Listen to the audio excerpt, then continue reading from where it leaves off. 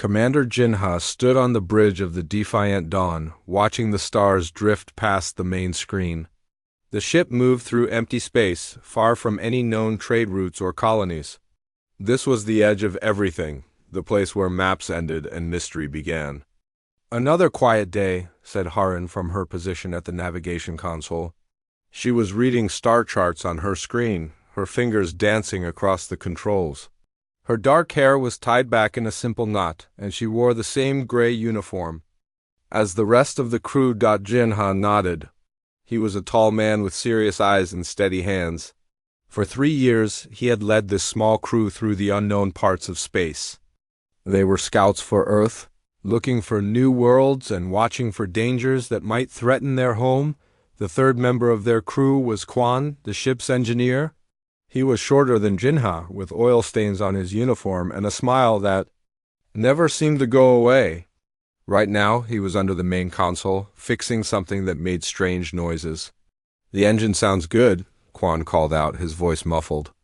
"I made some changes to the power core." "We can go faster now." "How much faster?" Jinha asked. "Maybe 20% more speed. Maybe 30, I'm not sure yet." Haran shook her head. "You never know for sure, do you?" "Where's the fun in being sure?" Quan laughed. This was their life. 3 humans on a small ship, exploring places no one had ever seen. Earth had many ships like theirs, all searching the galaxy for new things.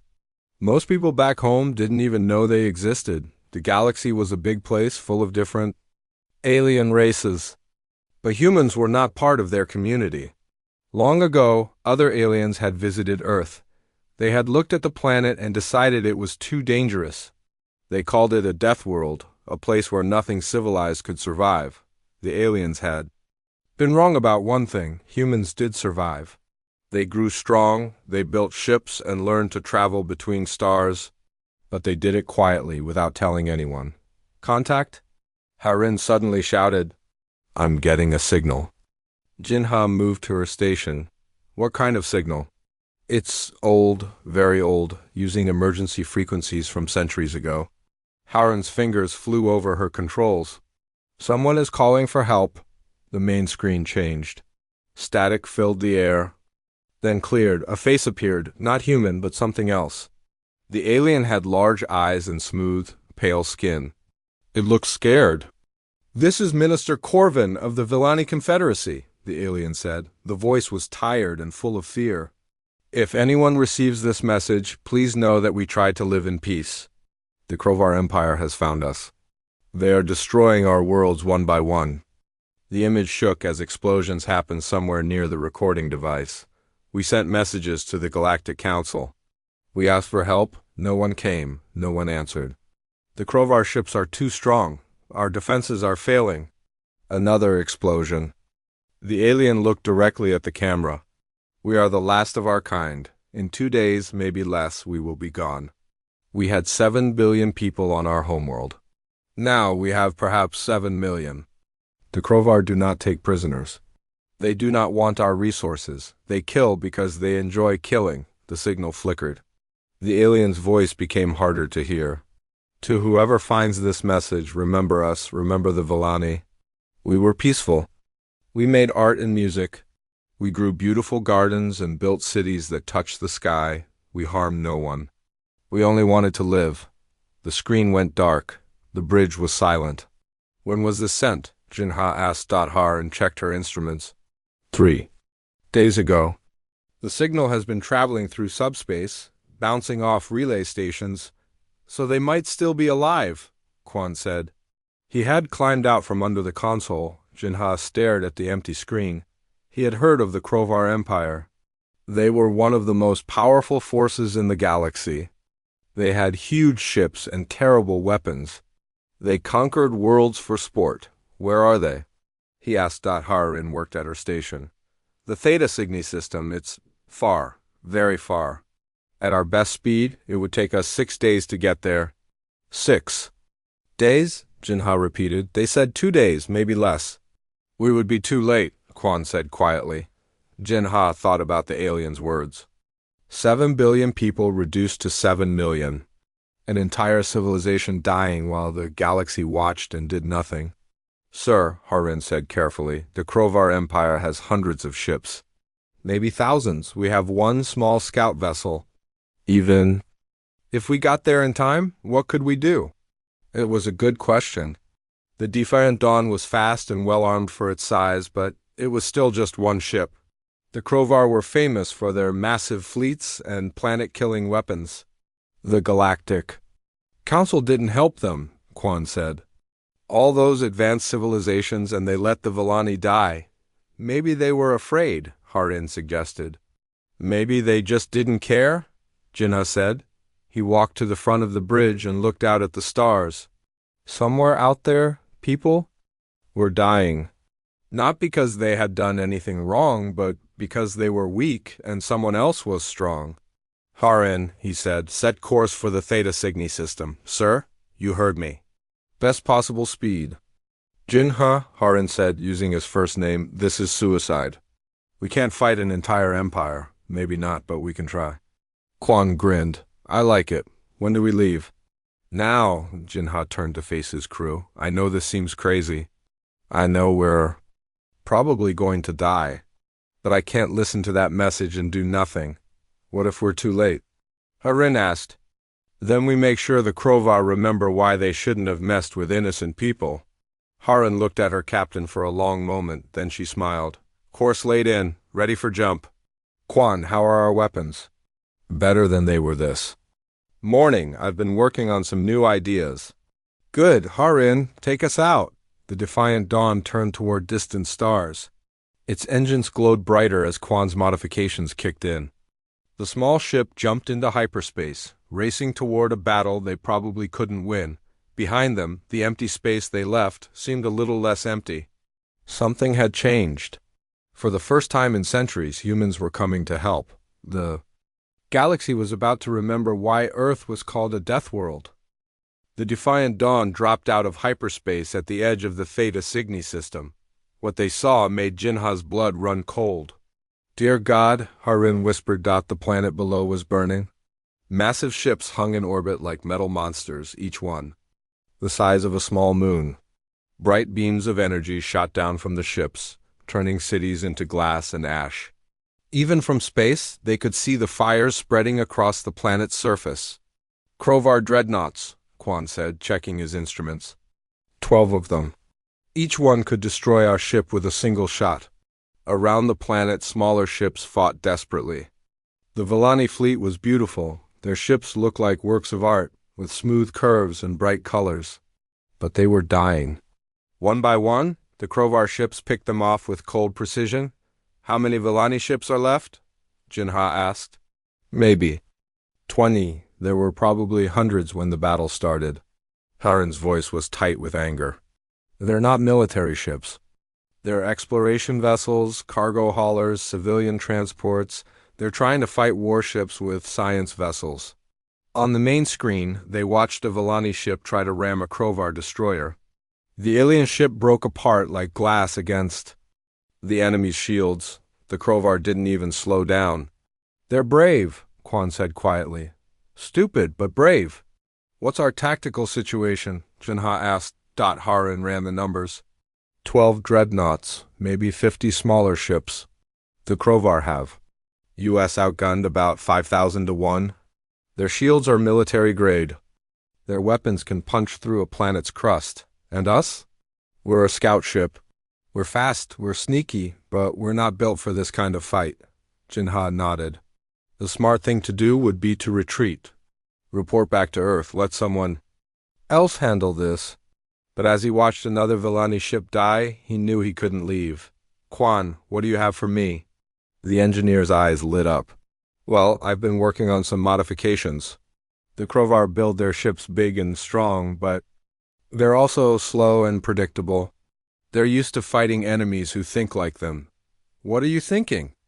I'm thinking they've never fought humans before. Quan grinned. Harin, can you get us into the asteroid field? Harin looked at her screens. The one near the 4th planet? Jinha, that field is moving at incredible speed.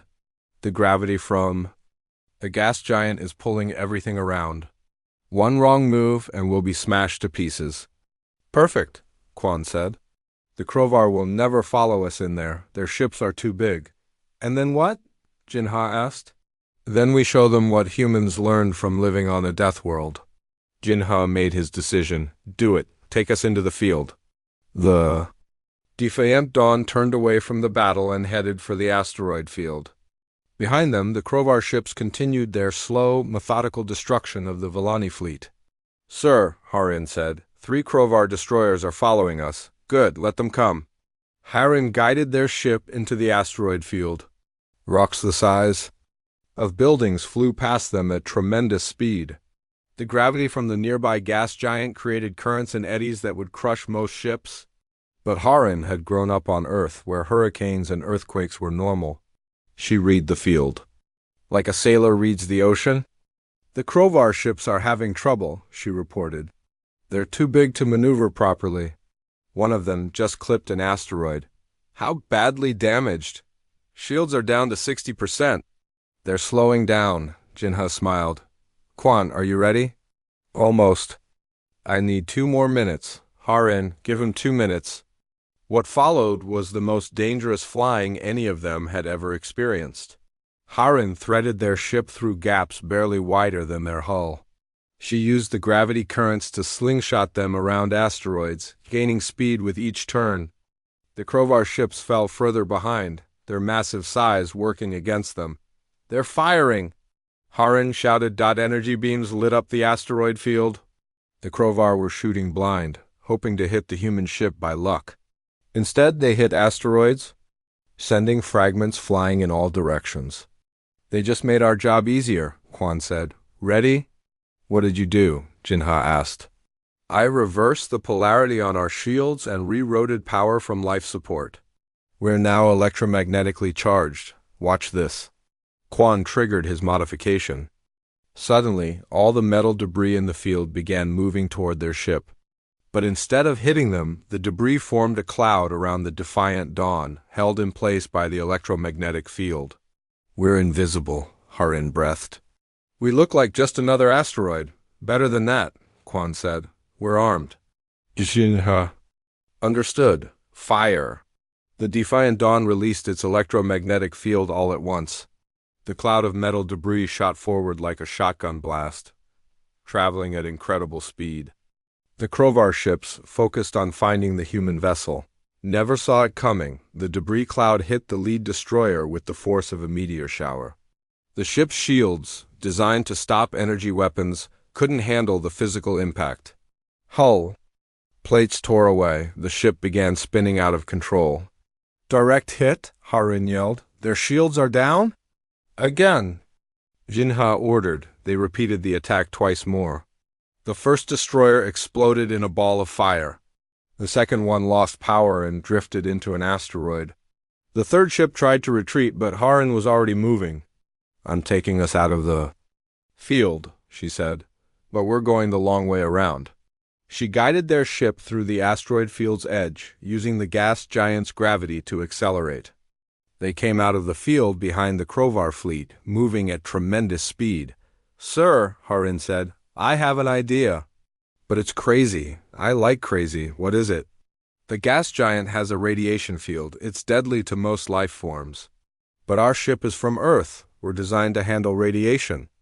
Jinha saw where she was going. The Krovar ships aren't. Exactly. If we can lure them into the radiation field, do it. What happened next became legend among the surviving Villani. The small human ship dove toward the gas giant, flying closer to the radiation field than any sane pilot would dare. The Krovar ships followed, confident they could catch and destroy the tiny vessel. They were wrong. The radiation tore through the Krovar ship systems. Their crews, not adapted to such harsh conditions, began dying within minutes. One by one, the great dreadnoughts lost power and drifted helplessly. The Defiant Dawn emerged from the radiation field like a ghost ship, completely undamaged.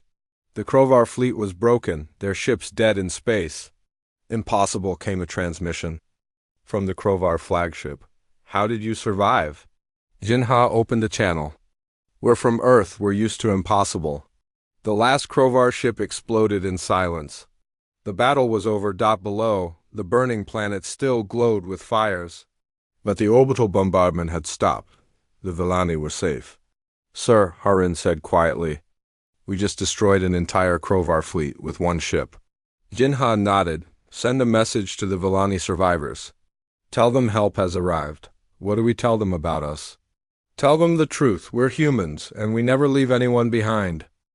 The news traveled fast through the galaxy. The Krovar Empire's 12th fleet was gone. 12 dreadnoughts and 50 escort ships destroyed by a single unknown vessel. No one could believe it. Emperor Vorthek sat on his throne in the capital city of Krovar Prime. He was massive, even for his, with thick armor plates covering his body and glowing red eyes that showed no mercy. For 300 years, he had ruled the Empire through fear and overwhelming force. "Show me the battle records again," he commanded. The holographic display activated above the throne room floor. Vorthek watched his ships die one by one. He saw the small ship disappear into the asteroid field, then emerge like a ghost to finish off his fleet. "What species flies this ship?" he asked his advisors. "We don't know, Emperor. The ship's design is unknown. We've never seen anything like it." "Find out. I want to know everything about whoever did this." While Vorthek planned his revenge, the Defiant Dawn was still in the Theta Cygni system, helping the Villani survivors. The planet below was badly damaged, but millions had survived in underground shelters. Jinha, Harin and Quan worked with the Villani to organize rescue efforts. They learned that the aliens were even more peaceful than they had imagined. The Villani had no military at all. Their ships were designed for exploration and trade, not war. "We have never harmed anyone," said Minister Corvin, the same alien who had sent the distress call. He was older now, worn down by the horror of watching his people die. "We grew food, we made art, we explored the stars. We thought the galaxy was a safe place." "The galaxy isn't safe," Jinha said gently. "But that doesn't mean you have to face it alone." Harin was working with the Villani historians, learning about the different species in the galaxy. What she discovered shocked her. Pulling him aside, "I need to show you something." They went to the ship's computer room. Harin had downloaded the Villani historical database. "Look at this," she said, bringing up a file. "This is what the galaxy knows about humans." The file was marked Species Classification Extreme Hazard. Inside were reports from alien explorers who had visited Earth centuries ago. "They came to Earth in 2156, Harin read. "A peaceful exploration mission. They wanted to make contact with our species." "What happened?" "They were terrified." "Listen to this report. The planet Earth is a Class 12 death world. The native species, humans, have somehow survived conditions that would kill any civilized life form. Their planet experiences regular natural disasters, extreme weather, and dangerous radiation levels. The humans not only survive these conditions, they seem to thrive on them." Jinha frowned. "That doesn't sound so bad. It gets worse. The humans show signs of extreme evolutionary adaptation. They can survive in environments ranging from frozen wastelands to burning deserts.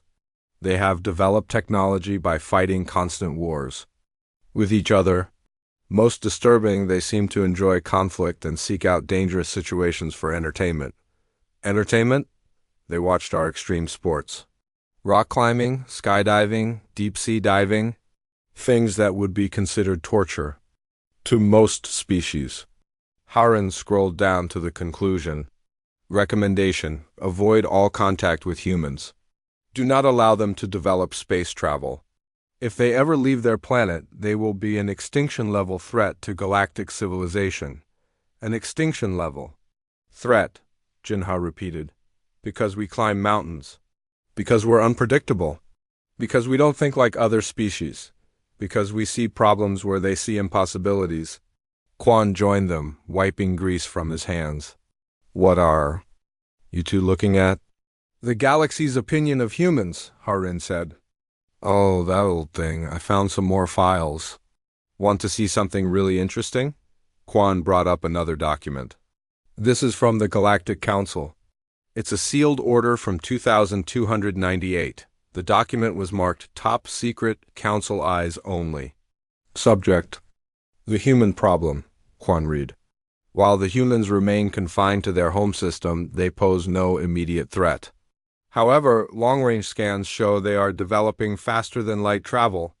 We estimate they will achieve spaceflight within 50 years. When this happens, we must be prepared to act. Act how? Jinha asked. If humans leave their system, they must be contained or eliminated. Their psychological profiles indicate they will not integrate peacefully with galactic society. They are too aggressive, too adaptable, and too willing to take risks. They represent chaos in a galaxy that has achieved stable order. The three humans sat in silence, reading the document. The galaxy's greatest civilizations had planned to destroy Earth the moment humans reached the stars. But we did reach the stars, Harin said, and they never came for us. Maybe they forgot, Quan suggested. Or maybe they thought we destroyed ourselves. Or maybe, Jinha said slowly, they were too afraid to try. Their conversation was interrupted by an emergency alert. Harin ran to the bridge, followed by the others. What is it? Jinha asked. Long range. Sensors are picking up something big, really big. The main screen showed deep space beyond the Theta Cygni system. At first there was nothing. Then, like a storm front moving across the sky, ships began appearing. Hundreds of them. Thousands. Dear God, Harin whispered. The Krovar Grand Fleet had arrived. Every warship in the Empire, called together for one purpose, to destroy whoever had dared to challenge their power. How many ships? Jinha asked. I've stopped counting at 10,000. They're still coming. The fleet was massive beyond belief. Dreadnoughts the size of cities, battle cruisers that could crack moons and support ships that stretched for kilometers. At the center of the fleet was the largest ship any of them had ever seen. That's the Imperial flagship, said Minister Corvin, who had come to the bridge. The Eternal Dominion. Emperor Vorthak himself commands it. How big is it? Quan asked. 200 kilometers long. It carries enough firepower to sterilize 100 worlds. Jinha stared at the approaching fleet. One small ship against 10,000. It was impossible. But then climbing mountains was supposed to be impossible too. Harin, how long until they reach us? 6 hours at their current speed. Good, that. Gives us time to prepare. Prepare for what? Minister Corvin asked. You cannot fight that fleet. No one can. You should run while you still can. Run where? Jinha asked. If we run, they'll follow us home. Earth will be next. Then they'll come back and finish what they started here. So what do we do? Jinha looked at his crew. Harin was all ready, working on navigation calculations. Quan was heading for the engine room, probably planning another impossible modification. We do what humans have always done, Jinha said. We find a way. There is no way, Corvin said desperately. They have 10,000 ships? They have 10,000 ships, Jinha agreed. But they're not human. On the main screen, the Krovar fleet continued to grow. Soon, they would arrive with enough firepower to destroy everything in the system. But for the first time in centuries, they were going to face something they had never encountered before. They were going to face humanity's refusal to accept defeat. The Krovar Grand Fleet filled the space around Theta Cygni like a metal storm. 10,000 ships arranged in perfect formation, their weapons pointed at the small human vessel that had dared to challenge the Empire. Emperor Vorthak stood on the bridge of the Eternal Dominion, his massive form casting shadows across the command deck. His red eyes glowed with rage as he stared at the tiny ship on the main screen. One ship, he growled. One pathetic little ship destroyed my 12th fleet. Emperor, said his fleet commander, our sensors show the vessel has only 3 life forms aboard. 3 beings against our entire armada. I don't care if it's 1 being or 1,000,000. Today they die. Today, the galaxy learns what happens when someone challenges the Krovar Empire. Vorthak opened a communication channel that reached every ship in his fleet and every world in the galaxy. His voice boomed across space. I am Emperor Vorthak of the Krovar Empire. For 300 years we have brought order to this galaxy. We have shown mercy to those who submit and death to those who resist. Today, someone has forgotten this lesson. On the Defiant Dawn, Jinha listened to the Emperor's words. Around him, his crew worked frantically to prepare for the impossible battle ahead. Unknown vessel, Vorthek continued, you destroyed my ships. You killed my soldiers. For this crime, you will die slowly. But first, you will tell me who sent you. What species are you? What world do you come from? Jinha activated his own communication system. His voice, calm and steady, answered the Emperor. I am Commander Jinha of the Earth vessel Defiant Dawn. My crew and I represent humanity. We came here because the Villani called for help. Humanity? Vorthek laughed, a sound like grinding metal. I have never heard of this species. You must be very foolish to think 3 beings can fight 10,000 ships. We're not fighting 10,000 ships, Jinha replied. We're fighting one emperor who thinks power makes him right. Power does make me right. I will crush you like insects. You can try, the transmission ended. Vorthek's face was dark with fury. All ships, attack formation. Destroy that vessel, leave nothing behind. The Grand Fleet began to move, but Jinha was already putting his plan into action. Harin, take us toward the star, he ordered. The star? Harin looked at him in shock. Jinha, that's suicide. The radiation will kill us. Not us, we're from Earth, remember? We can handle radiation better than most species. But the heat, trust me. Quan, how are those modifications coming? From the engine room, Quan's voice crackled over the intercom. Almost ready. But Jinha, what I'm doing goes against every law of physics I know. Good, the Krovar probably know those laws too. The Defiant Dawn dove toward the system's star. Behind them, the Krovar fleet followed, their massive ships moving like a wall of destruction. Sir, Harin said, the lead ships are firing, the space around them lit up with energy beams. The Krovar were using enough firepower to destroy a small moon, but they were aiming at a ship that moved like a dancer, weaving between their shots. They're not used to small targets, Jinha observed. Their weapons are designed for fleet battles. That won't help us much if they hit us, Harin said, spinning the ship around a particularly large energy beam. They won't hit us. You're too good a pilot, Harin smiled grimly and pushed the ship harder. They were approaching the star's outer atmosphere now, where the radiation would cook most life forms in seconds. Jinha, she said, I need to know the plan. What are we doing? We're going to use the star as a weapon. How? Quan, now. From the engine room came a sound like reality tearing apart. The ship's entire hull began to glow with a strange blue light. What did you do? Harin asked. Quan's voice came through the intercom, excited and terrified at the same time. I reversed the polarity on our deflector shields and tied them directly to the ship's power core. We're now a giant magnet for solar plasma. In simple terms, we're about to grab a piece of the sun and throw it at the Krovar fleet. The Defiant Dawn flew into the star's corona, the outer layer of superheated gas that surrounded the burning core. The ship's shields, designed to handle the radiation storms of deep space, held against the star's fury. Behind them, the Krovar fleet stopped. Their ships were not designed for this kind of environment.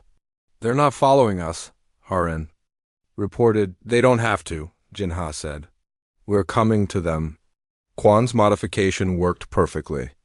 The ship's magnetic field grabbed onto the star's plasma, pulling a stream of superheated gas behind them like a comet's tail. But this tail was thousands of kilometers long and hot enough to melt steel, all power to engines. Jinha shouted. The Defiant Dawn shot out of the star's corona, pulling a river of fire behind it. The Krovar fleet saw them coming and tried to scatter, but their ships were too big and too slow. The plasma stream hit the first line of Krovar ships like a sword of fire. Shields that could stop planet-killer weapons simply vanished. Hull metal that could survive in the void of space melted like ice? Impossible, Vorthek screamed as he watched his ships burn. Nothing can survive in a star's corona. But the human ship was already making another run. This time, Harin flew in a spiral pattern, wrapping the plasma stream around the Krovar formation like a net of fire. "They're using the star itself as a weapon," the fleet commander said in amazement. "How is this possible?" "Because they're not like us," Vorthak realized. "They're not like anyone." For 3 hours, the battle raged. The Defiant Dawn danced around the Krovar fleet, always staying one step ahead of their weapons. Every time they dove into the star's corona, they came out with more fire, more destruction. One by one, the great ships of the Krovar Empire died. Dreadnoughts that had conquered 100 worlds burned like candles. Battle cruisers that had never known defeat cracked and broke apart. Status report. Vorthak demanded. "We've lost 60% of the fleet, Emperor. Our remaining ships are badly damaged." "How? How can 3 beings in one ship destroy my entire armada?" On the human ship, Quan was working frantically to keep the systems running. "I don't know how much longer we can do this." "The modifications are burning out. How much longer do we need?" Jinha asked Adhar and checked her sensors. "There are maybe 4,000 Krovar ships left. Still too many. Then we finish this the hard way." Jinha turned his ship toward the Eternal Dominion, the Emperor's flagship. It was the largest ship in the fleet, bristling with weapons and protected by shields that could stop any normal attack. "Haran, take us straight at their flagship." "Jinha, that's the most heavily armed ship in the galaxy. It'll destroy us." "Not if we're moving fast enough. Quan, give me everything the engines have." "Everything?" "Jinha, if I push the engines any harder, we might tear a hole in space-time." "Do it!" The Defiant Dawn accelerated toward the flagship, moving faster than any ship should be able to move. Behind them, the plasma stream from the star stretched. Like a spear of fire, Emperor Vorthak watched the human ship approach. For the first time in 300 years, he felt something he had forgotten. Fear. All weapons. Target that ship. He ordered. "Emperor, if we fire at full power while they're carrying that much plasma, the explosion will destroy us too." "Then we die with honor. Fire!" The Eternal Dominion unleashed every weapon it had. Energy beams that could crack planets converged on the small human ship. For a moment, it looked like the Defiant Dawn had been destroyed. Then the plasma stream hit. The explosion lit up the entire solar system. When the fire cleared, the Eternal Dominion was gone. Emperor Vorthak, ruler of the greatest empire in the galaxy, was dead. The remaining Krovar ships fled in terror. The Grand Fleet, invincible for 3 centuries, was broken on the Defiant Dawn. Jinha pulled himself up from the deck where the explosion had thrown him. "Status report? We're alive," Harin said in amazement. "Somehow, we're alive. The Krovar fleet? Gone. The ones that aren't destroyed are running away." Quan's voice came from the engine room, weak but triumphant.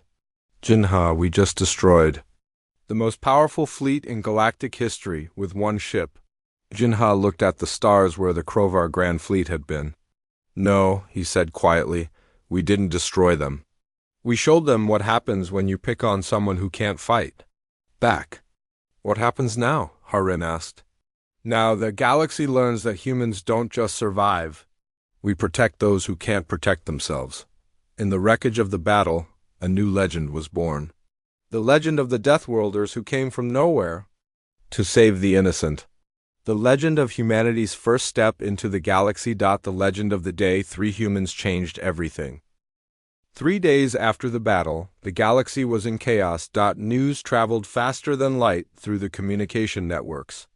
The Krovar Empire, rulers of 3 star sectors, had been destroyed by a single ship. Emperor Vorthak was dead. The Grand Fleet was scattered wreckage floating in space, on 1,000 worlds. Beings who had lived in fear for centuries looked up at the stars and whispered the same question. Who are the humans? In the Galactic Council chambers on Centauri Prime, the most powerful leaders in known space gathered for an emergency session. The room was filled with representatives from dozens of species, tall, elegant beings who had ruled the galaxy for millennia. "Order! Order!" called the council speaker, an ancient creature whose species had been exploring space when most others were still learning to make fire. We are here to discuss the human situation. The human situation? Laughed Ambassador Kelvik of the hegemony. 3 beings in one ship just destroyed the most powerful fleet in galactic history. I would say the situation is quite clear. This is impossible, said Counselor Vex, her 4 arms waving in agitation. Our records show humans are a primitive species confined to their homeworld. They cannot have developed this level of technology. The records are wrong, said a new voice. Everyone turned to see a small, pale figure enter the chamber. It was Minister Korvan of the Villani, one of the few survivors of his species. He walked slowly to the center of the room, his large eyes filled with something the council had not seen in centuries.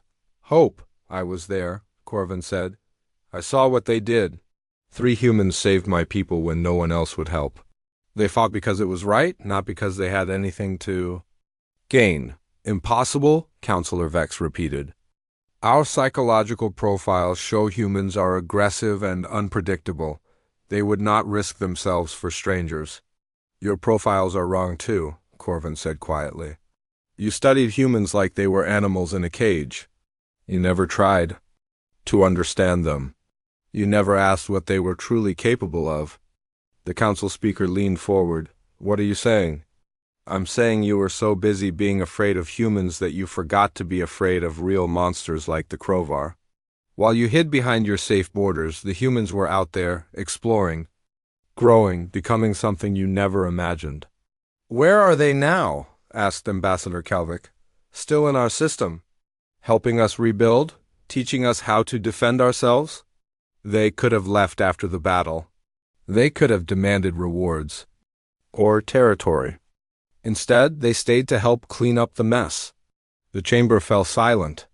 This was not the behavior they expected from the dangerous humans. Meanwhile, in the Theta Cygni system, the Defiant Dawn was docked at a makeshift space station the Villani had built from the wreckage of their ships. Jinha, Harin, and Quan were working alongside the survivors, helping them plan their new future. We need to talk about defense, Jinha said to a group of Villani leaders. The Krovar Empire is broken, but there are other dangerous species out there. You need to be able to protect yourselves. We are not warriors, said one of the leaders. We do not know how to fight. Fighting isn't about being warriors, Harin said. It's about being prepared. It's about making sure bad people can't hurt good people. We could teach you, Quan offered. Not how to conquer others, but how to defend what matters to you. The Villani looked at each other. For generations, they had believed that peace meant avoiding all conflict. But they had learned that sometimes conflict came whether you wanted it or not. You would do this? Asked Minister Korvan. You would help us become strong? That's what neighbors do, Jinha said simply. As they talked, Harin received a message on her communication device. She read it quickly, her eyes growing wide. Jinha, she said, you need to see this. She showed him the message. It was from Earth Command, humanity's secret government. Commander Jinha, the message read, your actions in the Theta Cygni system have been observed by the entire galaxy. The Galactic Council has requested a formal meeting with human representatives. You are hereby ordered to make first contact with galactic civilization. Congratulations, you just changed history. Jinha stared at the message. They want to meet. U.S., after all these centuries of hiding, Quan said, we're finally going to introduce ourselves. Are you ready for that? Harin asked. Jinha looked around at the Villani working to rebuild their lives. These people had been hours away from extinction when the Defiant Dawn arrived. Now they had hope again. I think we're ready, he said, but we do this our way. We're not going to bow down to the Council just because they're old and powerful. What do you mean? I mean we show them what humanity really is. Not the monsters they think we are, but not their servants either. We're partners, equals. 2 weeks later, the Defiant Dawn arrived at Centauri Prime, the capital of galactic civilization. The planet was beautiful, with crystal cities that reached toward the sky and orbital platforms that looked like works of art. Impressive, Harin said as they approached the spaceport.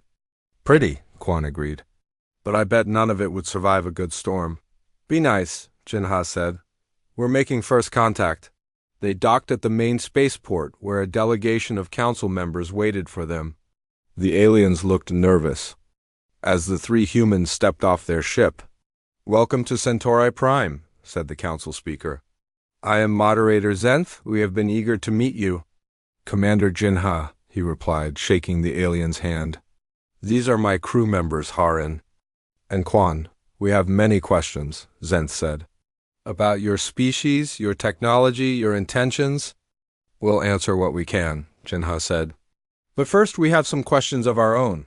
Such as? Why did no one help the Villani? Why did the Council let the Krovar Empire grow so powerful?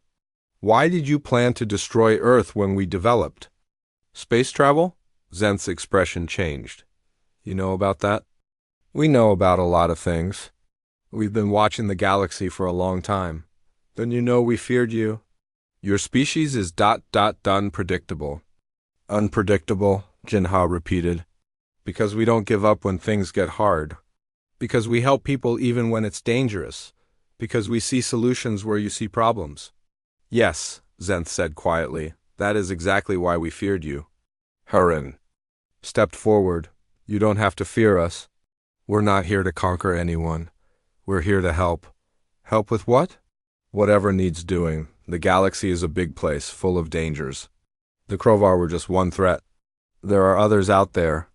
Species that prey on the weak, empires that grow through conquest, dangers that haven't been discovered yet." "And you would stand against these threats?" "We would stand with anyone who needs help," Jinha said. "That's what we do." Quan grinned. "Besides, life is more interesting when you're solving impossible problems." Over the following months, humanity slowly revealed itself to the galaxy. More human ships arrived, carrying diplomats and scientists and teachers. They shared their technology, but more importantly, they shared their philosophy. The galaxy learned that humans were not the monsters they had feared. They were explorers, innovators, protectors of the innocent. They brought not conquest, but partnership. Within a year, the Galactic Council had a new member, the Human Federation. Earth's representative was a woman named Harin, who had become famous for her role in the Battle of Thetasigny. "The galaxy is changing," she told the assembled representatives. "For too long, we have accepted that some species are strong and others are weak, that some deserve protection and others deserve to be conquered. This is wrong. What do you propose?" asked Moderator Zenth. "We propose that strength should be used to protect, not to dominate. We propose that every species has value, regardless of their military power. We propose that the galaxy can be a place where everyone has a chance to grow and thrive. And if others disagree with this philosophy," Harin smiled, "then they'll have to deal with humans. And we're very good at solving problems." The Council voted unanimously to accept the human proposal. The galaxy had found new protectors, and they came from the death world called Earth. Years later, when young beings across the galaxy learned about history, they would hear the story of the Battle of Thetasigny. They would learn about 3 humans who refused to let innocent people die. They would learn that impossible was just another word for not yet tried. And they would remember that sometimes the greatest strength comes not from power, but from the simple decision to help someone who cannot help themselves. The galaxy had forgotten humanity's name, but it would never forget it again.